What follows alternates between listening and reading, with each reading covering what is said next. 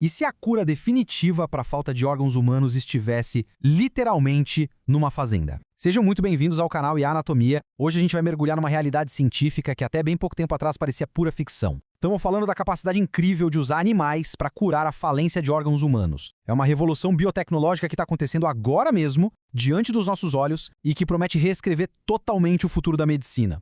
É uma pergunta que faz a cabeça explodir, não é verdade? Ao longo dessa nossa análise de hoje, vamos entender exatamente como a ciência está transformando essa ideia que soa super bizarra no começo, numa solução totalmente viável para uma das maiores crises globais de saúde que a gente enfrenta.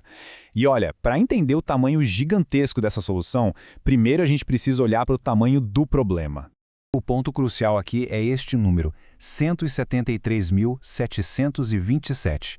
Esse foi o número recorde de transplantes de órgãos sólidos feitos no mundo todo, agora em 2024. Até parece muita coisa, né?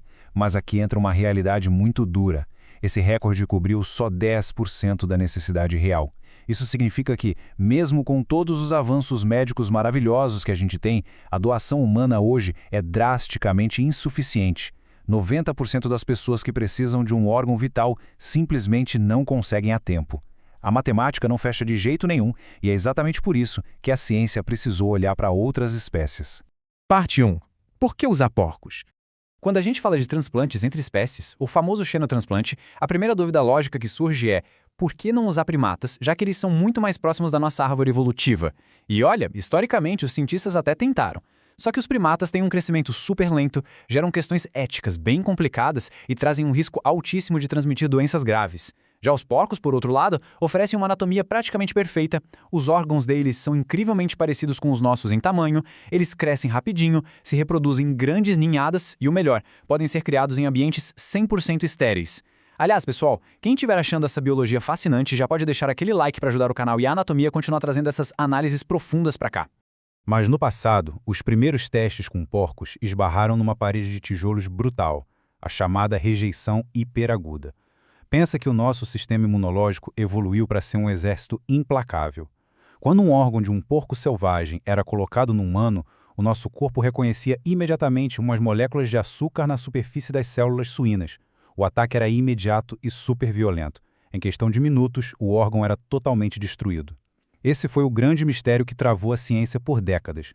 Como enganar um sistema imunológico que tem milhões de anos de evolução nas costas. O que nos leva à parte 2. A magia da edição genética. Isso traz a gente direto para o grande ponto de virada dessa história toda.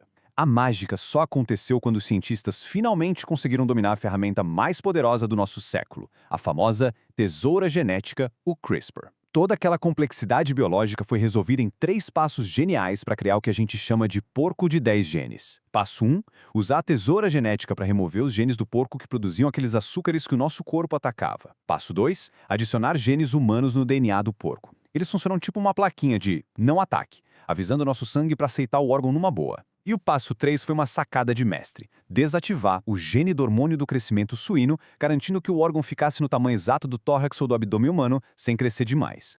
Agora presta atenção nestes fatos absurdos sobre a biossegurança desse processo. Para ter certeza absoluta de que nada vai dar errado, as empresas de biotecnologia não pararam nesses 10 genes não. Eles usaram a edição genética para remover até 69 genes de uma só vez. O objetivo principal era eliminar os PERVs, que são os retrovírus meio antigos que ficam adormecidos lá no DNA dos porcos. E tem mais, esses animais nunca nem viram lama na vida. Eles nascem e crescem em laboratórios com purificação de ar e ambientes 100% estéreis. Tudo isso é feito para garantir que o órgão chegue com segurança máxima dentro de um peito humano.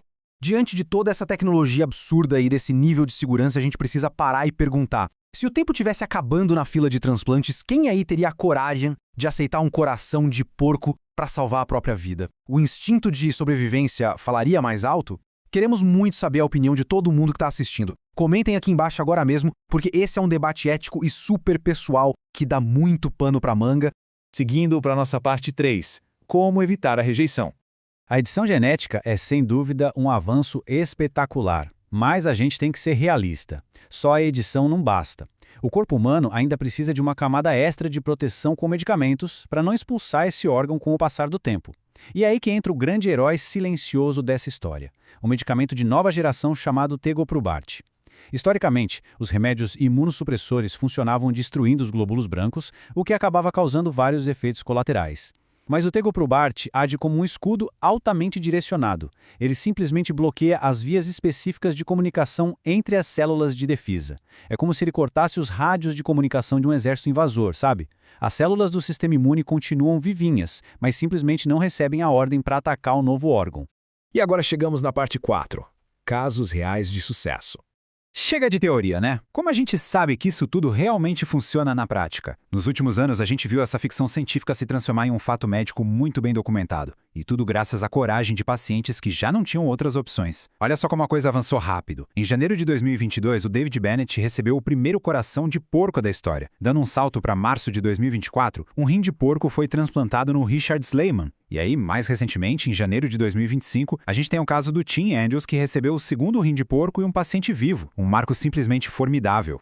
E esse caso do Tim Andrews é, sem dúvida, o grande clímax emocional e científico da nossa análise de hoje. Ele conseguiu ficar livre das terríveis máquinas de diálise por mais de 9 meses depois de receber esse rim de porco modificado.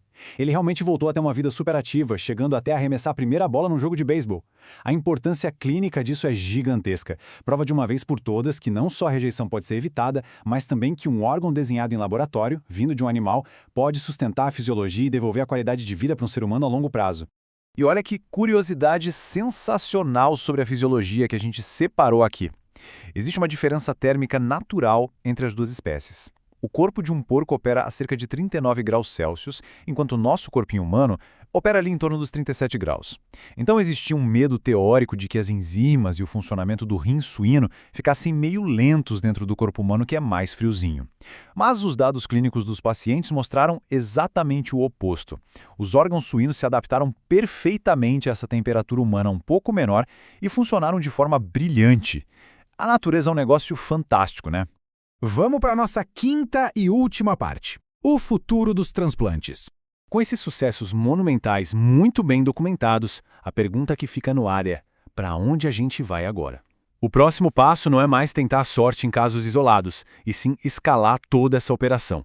A FDA, que é a agência reguladora americana, já aprovou grandes ensaios clínicos para os anos de 2025 e 2026. Isso vai trazer esse procedimento para um público muito maior. Mas claro, a gente tem desafios enormes pela frente.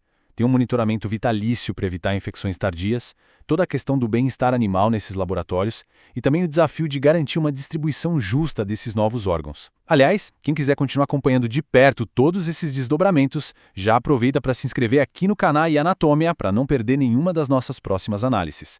E para a gente encerrar essa nossa exploração incrível de hoje, fica aqui uma última reflexão. A biotecnologia está praticamente apagando as linhas entre as espécies para tentar resolver essa escassez terrível de órgãos e está transformando o código genético numa mera ferramenta de engenharia. A capacidade de reescrever a biologia para curar doenças já está literalmente nas nossas mãos. Mas, no fim das contas, até onde a ciência deve ir para conseguir prolongar a vida humana? Pensem nisso. Comentem as opiniões aqui embaixo, o debate é livre. Muito obrigado a todo mundo que acompanhou o Anatômia hoje. A gente se vê na próxima.